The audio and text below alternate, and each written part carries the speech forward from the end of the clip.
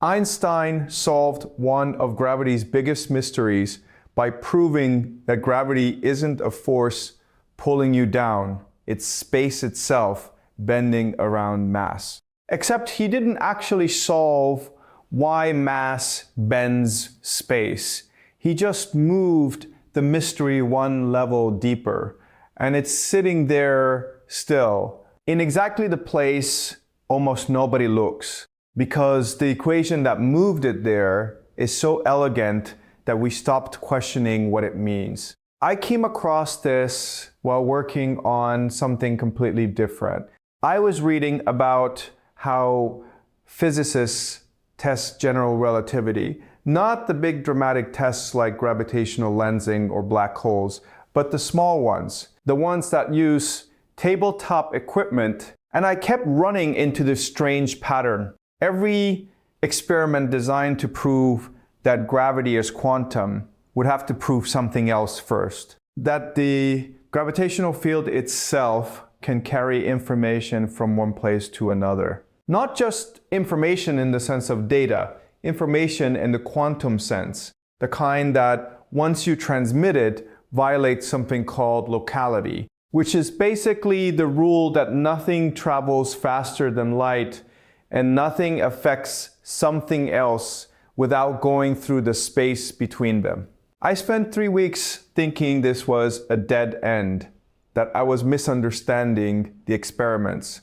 Then I realized I was misunderstanding the question that the experiments were trying to answer.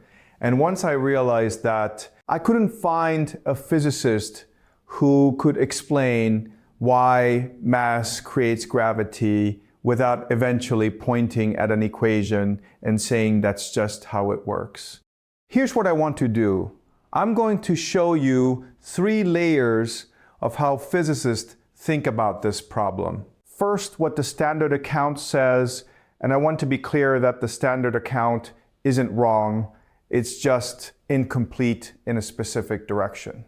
What the research actually shows is something that contains the standard account the way a larger shape contains a smaller one. The smaller one is still there, still true, but it's not the whole picture. The part that is missing from most discussions is not missing because anyone is concealing it.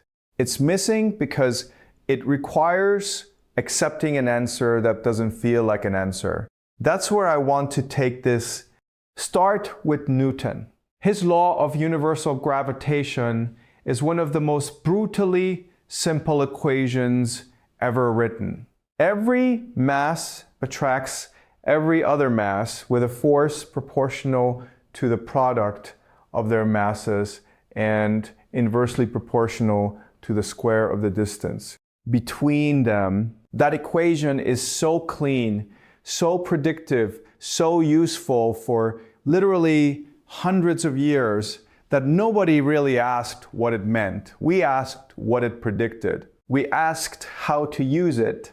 We didn't ask why it was true. And this is important. Newton himself knew he was doing something strange. He was describing attraction at a distance. One mass pulling another mass without anything in between them, without any contact, without any medium. He knew it seemed impossible. He said he wouldn't feign hypotheses about it. He would just describe the pattern and let the math speak. The math spoke for a very long time.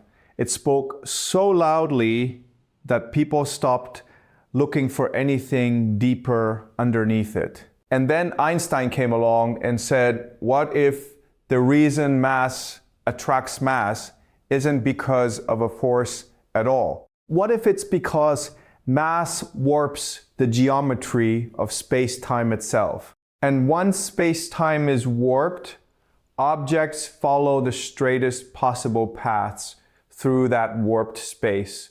They're not being pulled. They're following geodesics. They're just going straight through a space that isn't flat anymore. This is where people usually feel satisfied. This is where they say Einstein solved the mystery. Gravity isn't a mysterious force, it's geometry. And geometry is something we understand. We can visualize it. We can feel it, not in the literal sense, but in the sense that our intuition about how shapes work can grasp it. A ball rolling on a curved surface. That's all gravity is. Space is curved. Objects roll along the curves. Except that's still not an answer to why. That's a description of what gravity is, not an explanation of why mass warps space. You've just moved the mystery from why do masses attract to why does mass warp space-time. And the second question is genuinely harder because space-time isn't a thing you can touch or see. It's an abstraction, a mathematical object, a way of organizing measurements. So you're sitting with this. Mass warps space-time. Why? And the first real answer comes from a formula that almost nobody outside physics knows by name, but almost everybody has seen some version of Einstein's field equations. Actually, let me correct that. Einstein's field equations is the name physicists use. But what you're actually looking at is an entire system of 10 equations.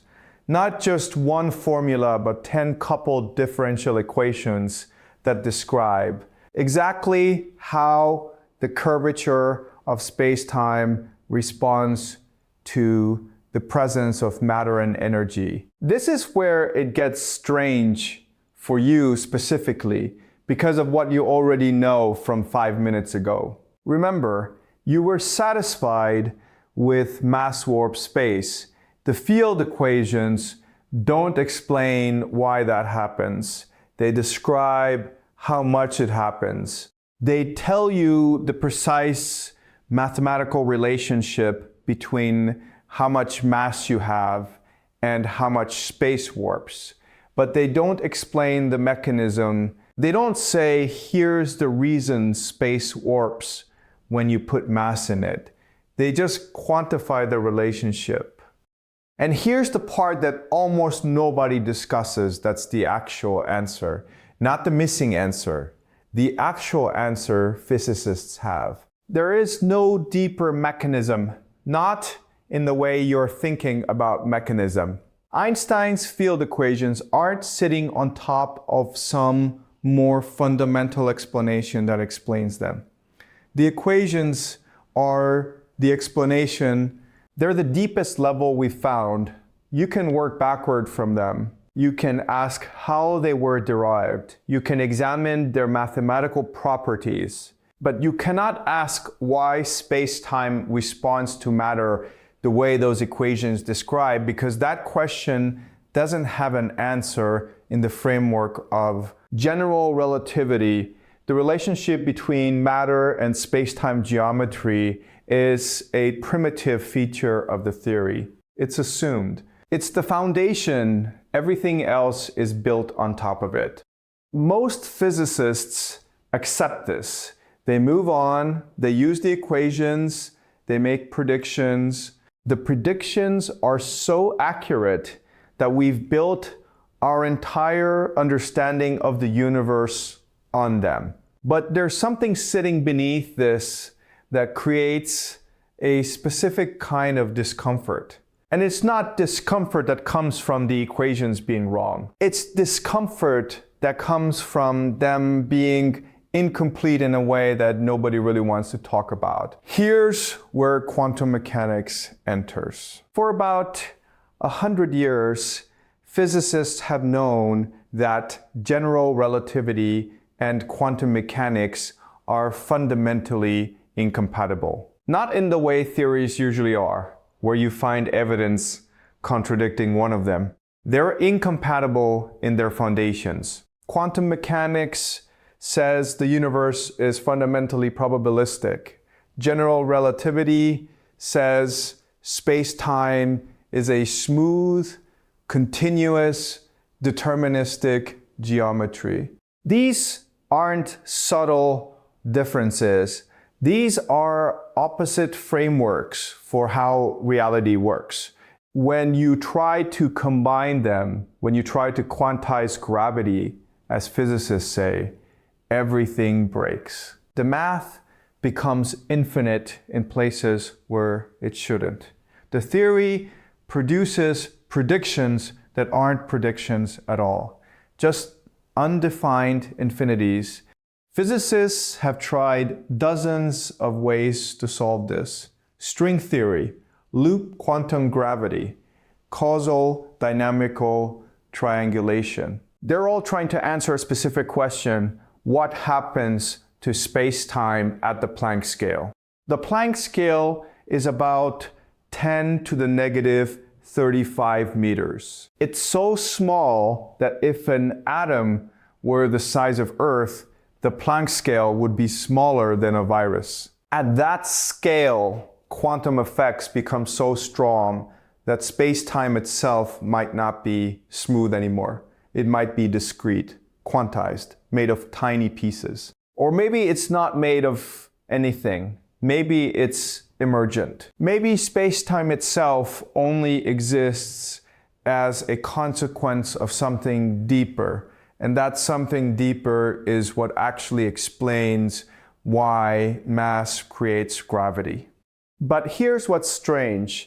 None of these theories have experimental confirmation. Not yet. They're all trying to solve a problem, quantum gravity, that hasn't actually been observed. We don't have any experiments that directly show where general relativity breaks down. We don't have any evidence that space-time is discrete or emergent or anything other than what general relativity describes. And yet physicists keep working on this problem because there's something unsatisfying about having a theory that works perfectly at all scales we can. Test but breaks down in principle at scales we can't test.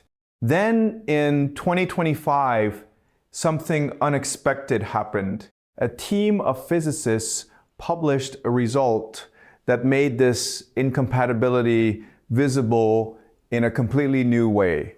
Not by finding where general relativity fails, but by showing that even classical gravity that isn't quantized at all, gravity that behaves like pure Newtonian attraction or pure space-time curvature, even that can only work if something quantum is happening underneath it. The experiment was a thought experiment at first, a version of something Richard Feynman proposed back in 1957. You take two objects, you put them in quantum superposition, meaning each object is in two places at once.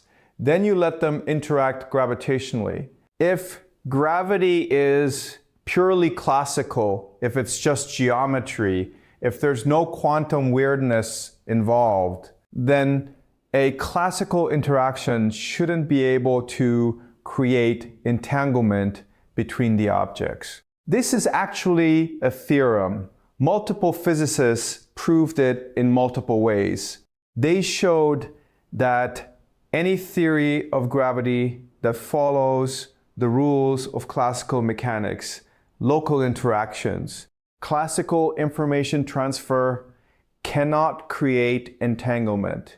But then in 2025, a paper came out proving that this theorem was built on a hidden assumption. It assumed that matter itself doesn't obey quantum field theory. It assumed that matter could be treated with one set of quantum rules, while gravity followed different classical rules. But that's not how nature works. Matter obeys quantum field theory, and when you include that in the calculation, something strange happens. A purely classical gravitational interaction operating through a classical space-time geometry becomes capable of transmitting quantum information. which means it becomes capable of creating entanglement, which means, according to the theorem, it cannot be purely classical. There's a subtle shift happening here. The theorem says if gravity can create entanglement, gravity must be quantum. The new calculation shows gravity can create entanglement even if you don't quantize it, as long as matter is quantum. So either gravity is quantum, or the theorem is wrong, or our understanding of what it means for something to be classical or quantum is incomplete. This matters because it pushes the question of why mass creates gravity into a different category. It's not just about finding the mechanism underneath space-time curvature. It's about understanding how a classical geometric property, the curvature of space-time, can mediate quantum information between two regions of space. How can curvature be both smooth and continuous enough to describe classical orbits, and also be subtle enough to entangle quantum states? You're probably expecting this to start wrapping up. I thought so too, at about this point in the research. But this is where the real problem lives. Everything I've described so far, Newton, Einstein, quantum mechanics, entanglement, that's all relatively well understood. It's the part physicists talk about in conferences. The part that is not well understood sounds, when you first hear it, like it should be simple. It has the structure of a simple question, but it has resisted simple answers for a surprisingly long time. And I think the reason it has resisted them is that we keep trying to answer it from inside the framework it's actually about. The question isn't really why mass creates gravity. That's the question you think you're asking. The real question is why mass is special in the first place.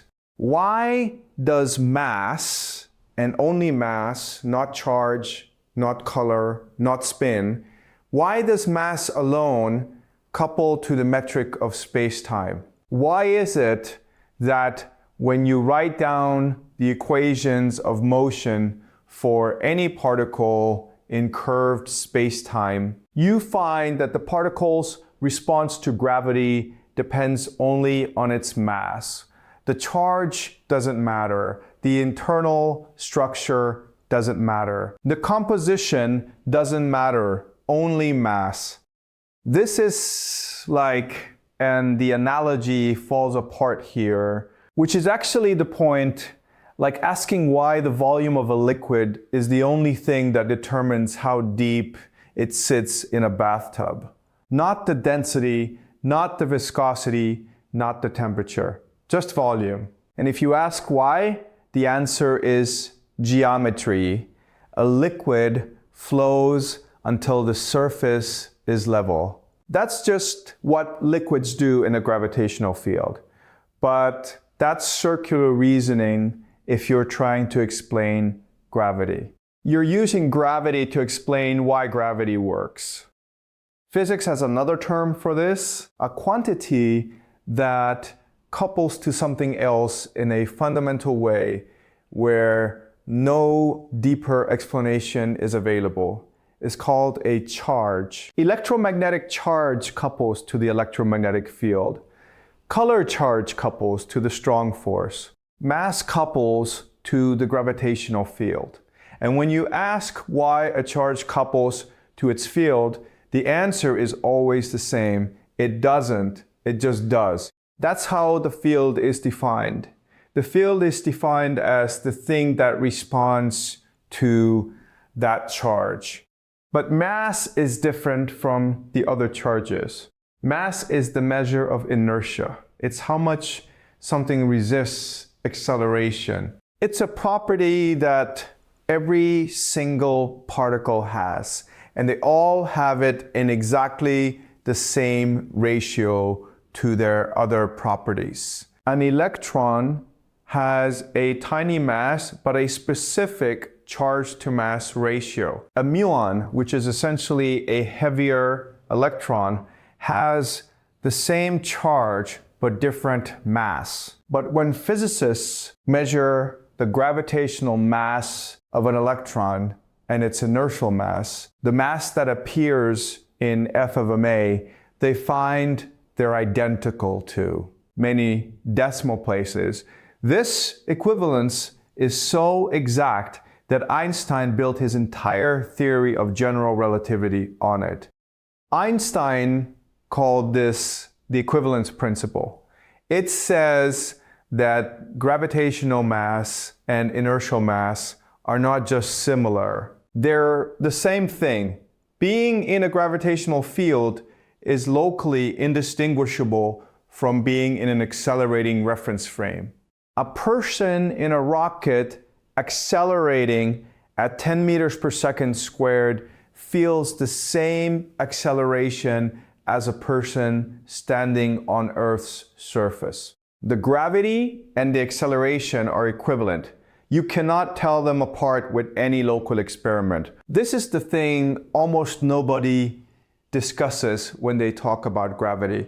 This equivalence isn't explained by general relativity. It's the foundation that Einstein used to build general relativity. It's the assumption that sits underneath everything. And no theory yet has explained why the mass that determines how hard it is to accelerate something is exactly the same as the mass that determines how. Strongly, the gravitational field affects it. These are measuring different things. One is about resistance to acceleration. The other is about response to a geometric property of space-time. There's no obvious reason they should be identical.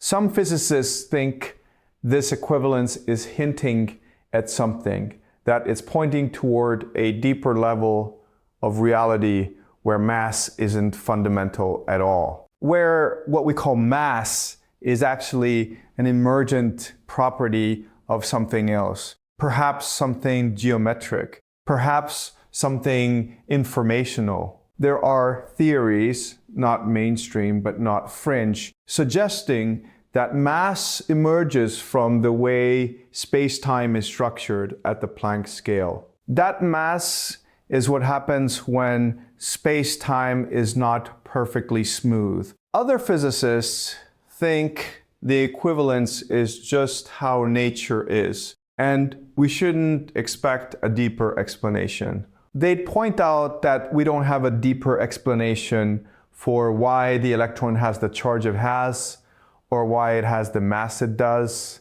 Fundamental properties are just properties. They're not explained by anything deeper.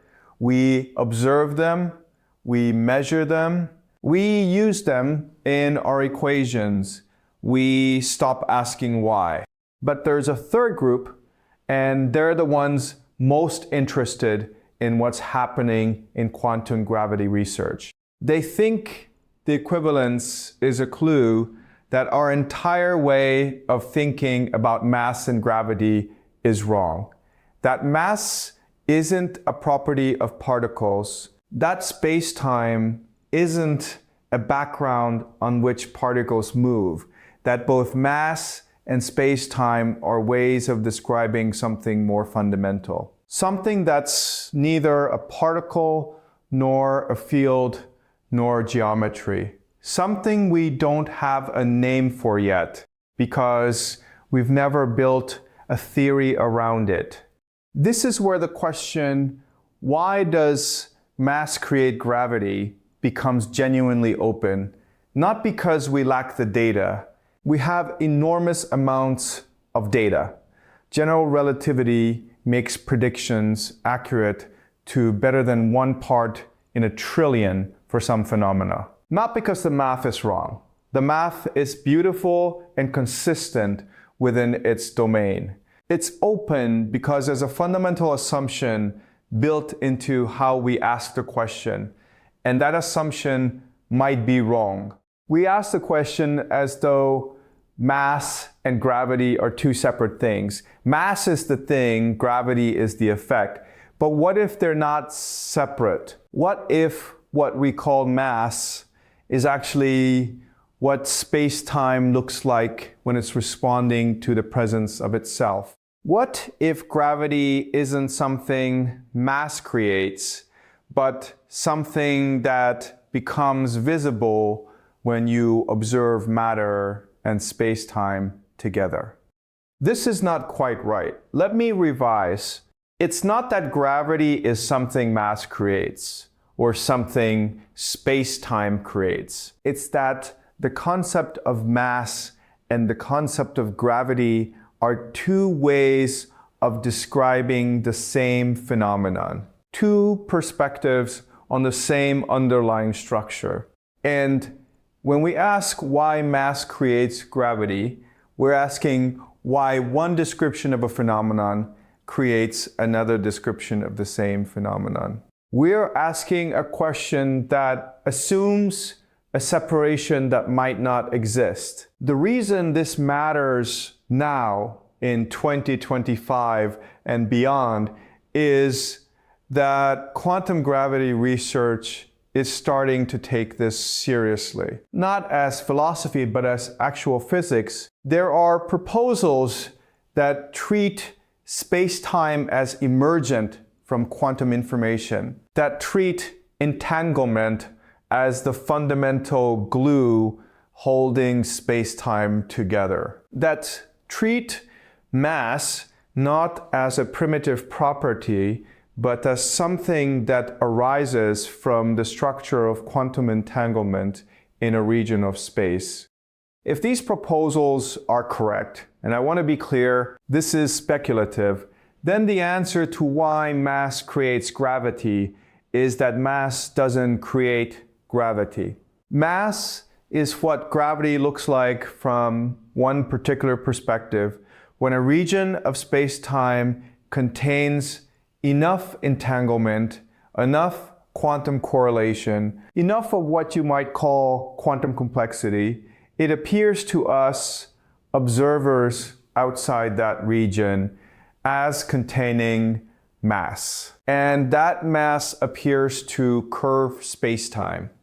But the curvature isn't created by the mass. The mass and the curvature are the same thing described in two different languages. The geometry is real. The equations work. You can use Einstein's field equations to predict satellite orbits and the behavior of black holes with extraordinary accuracy.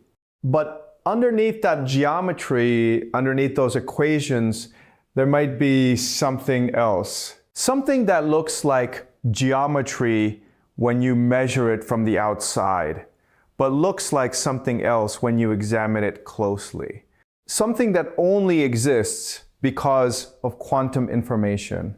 Something that wouldn't exist if the universe weren't quantum. And here's what I did not expect when I started down this path. This answer doesn't feel like a resolution. It feels like it should. It sounds comprehensive. It suggests we found something deeper, but it doesn't actually explain why quantum information would create the appearance of mass and space-time. It just moves the mystery one level deeper again. Now we're asking why entanglement creates geometry, why quantum correlations produce classical fields. In a way, this is what always happens when you follow something far enough in. You think you're looking for an answer, an explanation, a mechanism that explains why A causes B. But when you get deep enough, you discover that A and B aren't actually separate. The question itself was malformed. The thing you were looking for never existed because the separation you were assuming doesn't exist in nature. I am back where I started, more or less. That question, why does mass create gravity? I understand it better now in the ways that can be made precise. I understand the physics. I understand the history of the theories. I understand the open problems. I understand what would have to be true for several different frameworks to work. And I understand it less in the ways that cannot be made precise. I still don't know why the equivalence principle is true. I still don't know why mass and inertia are identical. I still don't know whether the answer will come from making our theories more complex or from finding an entirely new way of asking the question. That is usually what happens when you follow something far enough in. The question gets cleaner, more rigorous, more precisely formulated. And the discomfort gets worse because once you've spent enough time in the territory, you realize that the discomfort wasn't ever about lacking knowledge. It was about the structure of the question itself, about the assumptions hidden inside it, about the way we separate things into categories that might not be separable in nature. So I am sitting with this now, with the question itself, not the answer, with the realization that I might have been asking why something happens when I should have been asking whether the thing I thought was happening is really a thing at all. With the growing suspicion that the deepest questions in physics aren't waiting for more data or better experiments or more elegant mathematics. They're waiting for someone to realize that the frame itself is the problem. The thing about mass and gravity, the real thing, is not that we don't understand it. It's that we might be looking at it entirely wrong. And the only way to know if that's true is to keep looking.